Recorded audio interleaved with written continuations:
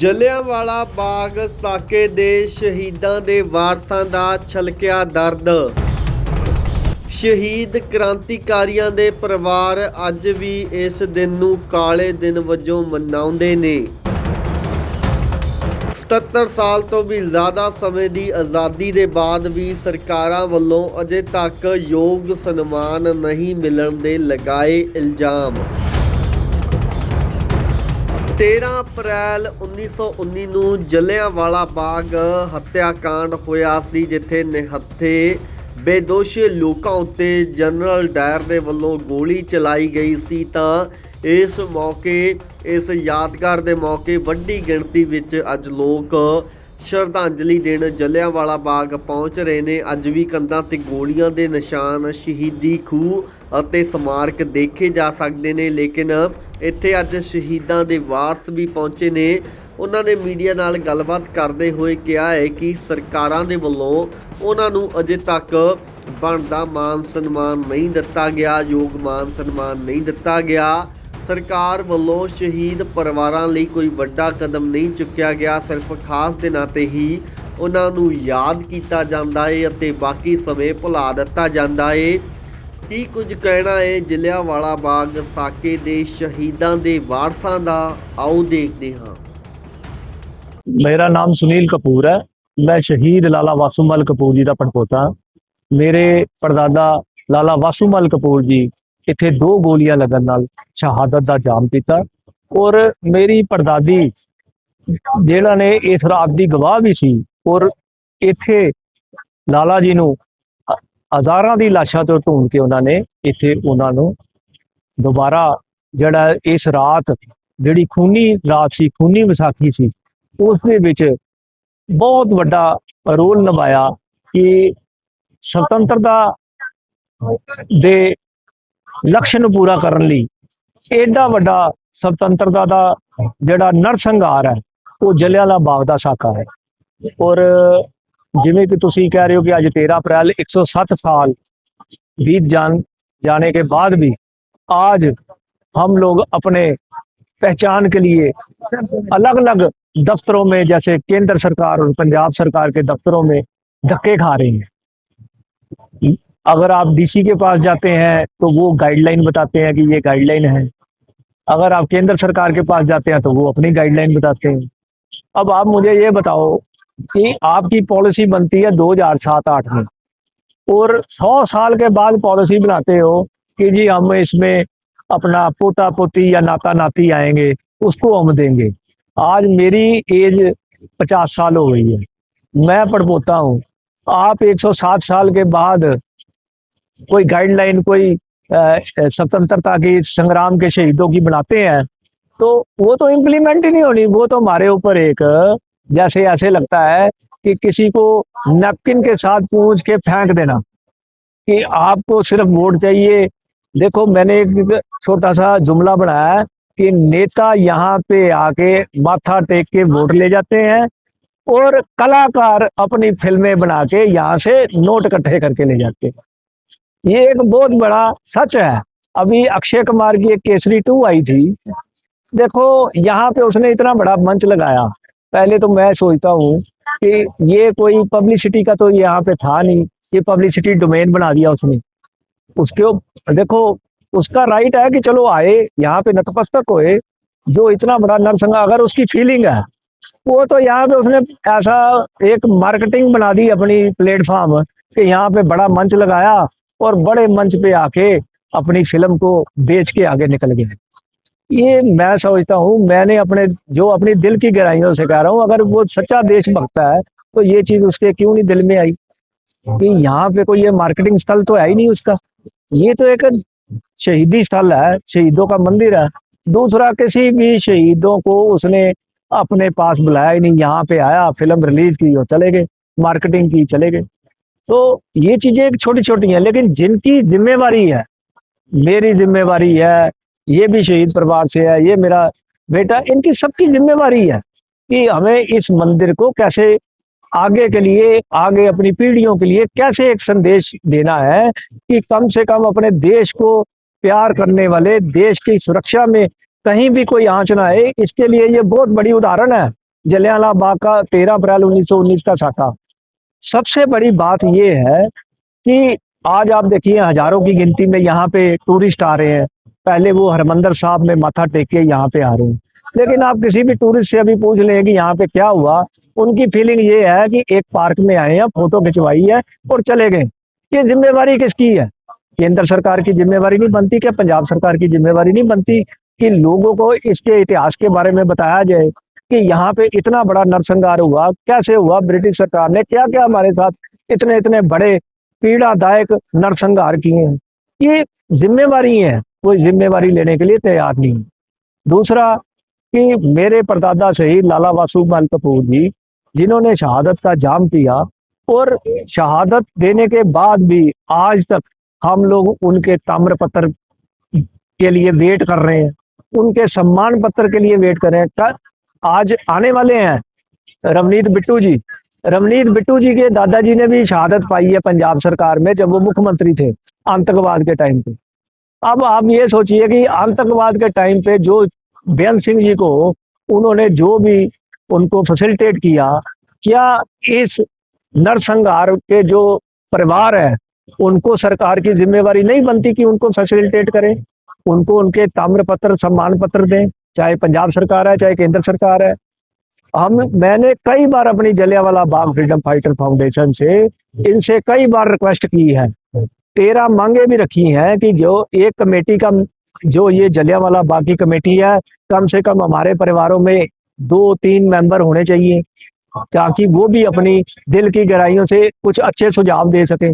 हम लोग कोई सरकार के साथ कोई लड़ाई नहीं करना चाहते, लेकिन सरकार को उसकी जिम्मेवारियां बताने चाहते हैं कि तुम लोगों की जिम्मेवारी क्या है। ऊपर वाले की मर्जी हुई, कभी कोई ऐसा हमारे पास भी कलम का कोई ताकत आ जाए तो हम तो पहले उन क्रांतिकारियों को और देश की सुरक्षा में जो आज प्रहरी खड़े हैं हमारे सेना के या पुलिस के या हमारी बहनें भाई जो खड़े हैं, उनके लिए जो कर हमारे लिए कभी बनेगा तो मैं जरूर करूंगा कि कम से कम उनके परिवारों के लिए क्या जरूरी है। आने वाली पीढ़ियां कितनी पीड़ादायक वो टाइम निकालती हैं। आज कई परिवार ऐसे हैं जो दवाई लेने के लिए उनके पास पैसे नहीं है, किसी के पास अपने बच्चों को पढ़वाने के लिए पैसे नहीं है।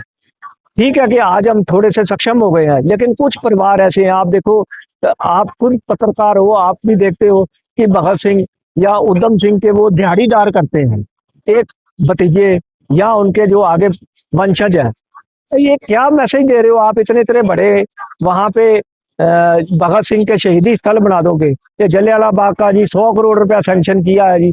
आज 100 करोड़ रुपए सैंक्शन होने के बाद भी आप हजारों में से एक भी बंदे से पूछ लो कि इसका इतिहास क्या है, वो नहीं बता पाएगा। मैं डंके की चोट के साथ कह सकता हूँ।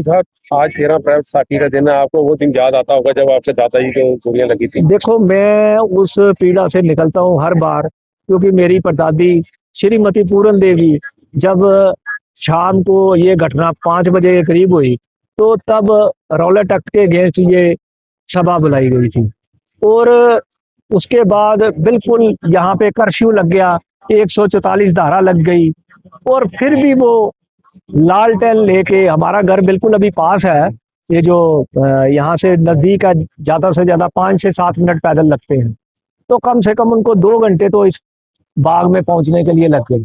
और उसके बाद लाशों के ढेर में से उन्होंने मेरे परदादा जी को ढूंढा और सारी रात वो गोद में लेके बैठे रहे। और मैं उसकी एक घटना बताता हूँ जो मुझे आपके अभी याद आई है।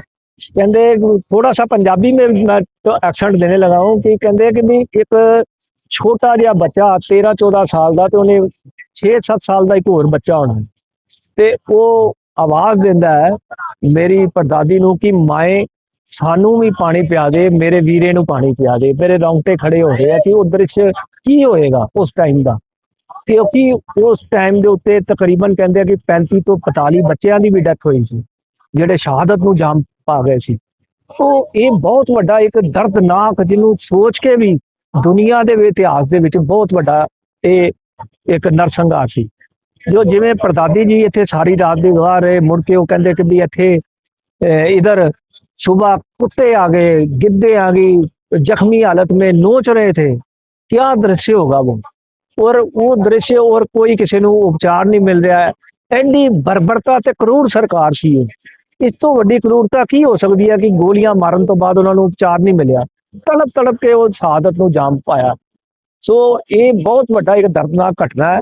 ਮੇਰੀ ਪੜਦਾਦੀ ਜੀ ਨੂੰ ਉਸ ਤੋਂ ਬਾਅਦ ਜੇਲ੍ਹ 'ਚ ਵੀ ਰੱਖਿਆ, ਲਾਹੌਰ ਜੇਲ੍ਹ 'ਚ ਵੀ, ਕਿਉਂਕਿ ਇਹ ਦੱਸਿਆ ਕਿ ਆਪ ਲੋਕ ਸਰਕਾਰ ਦੇ ਅਗੇਂਸਟ ਤੇਰਾ ਪਤੀ ਜਿਹੜਾ ਹੈ ਉਹ ਮੂਵਮੈਂਟ ਕਰ ਰਿਹਾ ਹੈ, ਔਰ ਇਹਦੇ ਚੱਕਰ ਦੇ ਵਿੱਚ ਹੀ ਉਹਨਾਂ ਨੂੰ ਜੇਲ੍ਹ 'ਚ ਵੀ ਭੇਜਿਆ, ਔਰ ਜੇਲ੍ਹਾਂ ਵੀ ਕੱਟੀਆਂ ਉਹਨਾਂ ਨੇ। ਲੇਕਿਨ ਕਦੀ ਘਬਰਾ ਕੇ ਉਹਨਾਂ ਨੇ ਇਹ ਨਹੀਂ ਕਿਹਾ ਕਿ ਪੁੱਤ ਅਸੀਂ ਇਹ ਕੁਝ ਕੀਤਾ ਤੇ ਸਾਨੂੰ ਇਹ ਕੁਝ ਚਾਹੀਦਾ। ਸਿਰਫ ਉਹਨਾਂ ਨੇ ਦੇਸ਼ ਦੀ ਆਜ਼ਾਦੀ ਦੀ ਐਡੀ ਵੱਡੀ ਕੁਰਬਾਨੀ ਦਿੱਤੀ। ਔਰ ਮੈਂ ਲਾਸਟ 'ਚ ਇਹ ਕਹਾਂਗਾ ਕਿ ਉਹਨਾਂ ਨੇ ਇੱਕ ਹੋਰ ਸਲੋਗਨ ਕਿਹਾ ਸੀ, ਜਦੋਂ ਬ੍ਰਿਟਿਸ਼ ਸਰਕਾਰ ਦੇ ਲੋਕ ਘਰ ਮੁਆਵਜ਼ਾ ਦੇਣ ਆਏ ਸੀ ਕਿ ਵੀ ਤੁਸੀਂ ਚੁੱਪ ਕਰ ਜਾਓ, ਔਰ ਉਹਨਾਂ ਨੇ ਕਿਹਾ ਸੀ ਗੋਲੀ ਦਾ ਪੈਸਾ ਨਹੀਂ ਲੈਣਾ, ਹਮੇ ਆਜ਼ਾਦੀ ਚਾਹੀਏ। ਇਹ ਬਹੁਤ ਵੱਡੀ ਜਿਹੜੀ ਗੱਲ ਜਿਹੜੀ ਅੱਜ ਤੱਕ ਯਾਦ ਹੈ ਕਿ ਐਡਾ ਵੱਡਾ ਸਲੋਗਨ ਅੱਜ ਤੱਕ ਦੁਨੀਆ ਜਿਹੜੀ ਹੈ ਉਹਨਾਂ ਤੱਕ ਪਹੁੰਚਣਾ ਚਾਹੀਦਾ ਕਿ ਸਾਡੇ ਬਜ਼ੁਰਗਾਂ ਨੇ ਕਿੰਨੀ ਸੰਘਰਸ਼ ਤੇ ਕਿੰਨੀ ਪੀੜਾ ਦੇ ਨਾਲ ਇਹ ਆਜ਼ਾਦੀ ਲਈ ਆ।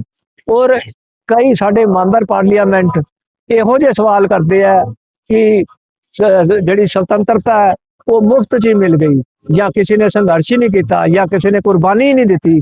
ਮੈਂ ਉਹਨਾਂ ਨੂੰ ਇੱਕ ਕਹਿਣਾ ਕਿ ਪਹਿਲੇ ਇਤਿਹਾਸ ਪੜ੍ਹ ਲਓ, ਜੇ ਇਤਿਹਾਸ ਦੇ ਨਹੀਂ ਪੜ੍ਹਿਆ ਤੇ ਸਾਡੇ ਸ਼ਹੀਦ ਪਰਿਵਾਰਾਂ को आके सुन सकते हो कि साडे बुजुर्गों ने कितनी बड़ी कुर्बानी दी। मेरा नाम कमल पोदार है, मैं शहीद लक्ष्मी चंद जी पोदार का पोता हूँ।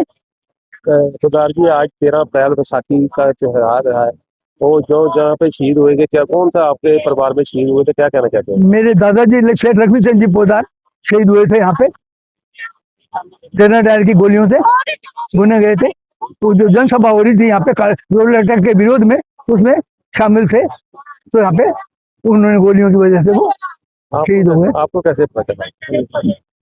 जब मेरी दादी जी को पता चला, मेरी दादी श्रीमती सुखदेवी जी थी, तो उन्होंने फिर पता चला, उन्होंने सारी बातें हमें बताई कि ये हुआ था।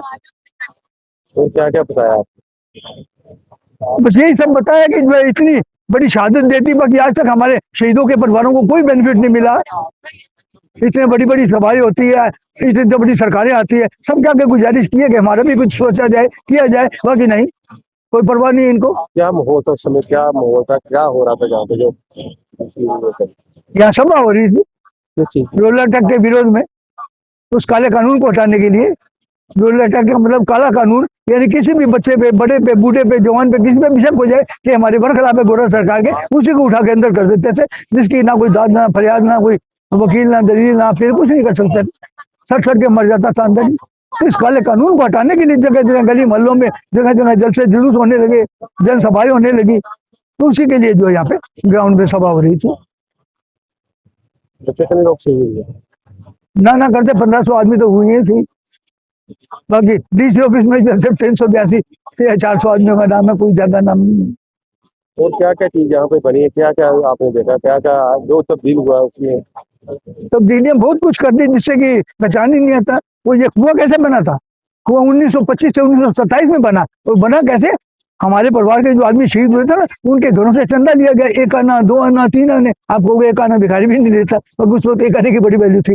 2 आना 2 आना 3 आने 4 आने करके चंदा लिया, और 1 ईंट 2 ईंट 4 ईंट ईंटों का चंदा लिया, और फिर जो है कुआं निर्मित किया था, जो कि 2020 में लॉकडाउन में वो ढा करके हमारी ईंटों से, हमारे पैसों से बना हुआ है कुआं, वो ढा करके और ये स्टैचू बना के रख दिया, ताकि इससे ज्यादा से ज्यादा यात्री आए और देखे। पहले इसमें कुआं पानी खींचने वाली लज भी लगी हुई थी, पाइप रस्सा भी लगा हुआ था, सब कुछ पाइपें भी लगी थी, सब कुछ खत्म कर दिया, लेंटर डाल के स्टैचू बना के रख दिया। तो आज ही देखा गया कि हर साल जहाँ पे बैसाखी के त्योहार आए दिन सरकारी प्रोग्राम होते हैं, तो मान सम्मान मिलता होगा आपको? बुलाते जरूर है, बुला करके एक लोई कंधे पे डाल देते हैं, बस अपनी जिम्मेवारी से फारिग हो जाते हैं। ना कोई आज तक हमें ताम्र पत्र मिला, ना कोई फ्रीडम फाइटर का सर्टिफिकेट मिला। अरे हमारी पहचान तो होनी चाहिए ना। जिन बुजुर्गों ने अपनी प्राणों की आहुति देकर के देश को आजाद करवाया है, जिनकी बदौलत आज आप आजादी की सांस ले रहे हैं, उनके पारिवारिक जनों को कोई पहचान तो मिले कि हमारे पूर्वजों ने कोई कुर्बानी दी थी। वो तक हमको नहीं मिली है। एक कागज का टुकड़ा, पेन नहीं है इनके पास, ये लिख के दे दे कि आप उनके पूर्वज हो, उनके बच्चे हो, वो तक नहीं मिला हमें। और हमें कुछ नहीं चाहिए, कोई दौलत नहीं मांग रहे, एक पहचान तो हो, हमारी पहचान पत्र तो मिले हमें, ताकि हम भी अपने बच्चों को आगे बता सके कि हाँ, हमने पूर्वजों ने कुर्बानी दी है।